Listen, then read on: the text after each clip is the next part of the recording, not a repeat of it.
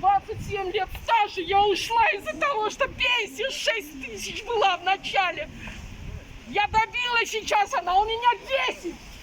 Как мне жить, скажите? Сейчас меня схватят, посадят. Да я согласна голодать. А как мать, что думаете по поводу истерии, что детей на митинги выводят? Что Я можете сказать? Против А за что вы ее вообще сажаете? против детей, чтобы водили. За что вы ее Только задерживаете? я свою позицию сказал. Она стоит в одиночном пикете. За что вы ее задерживаете? За что меня сажать? Дайте За комментарий. что? Я и подарки не купила внукам в этом году.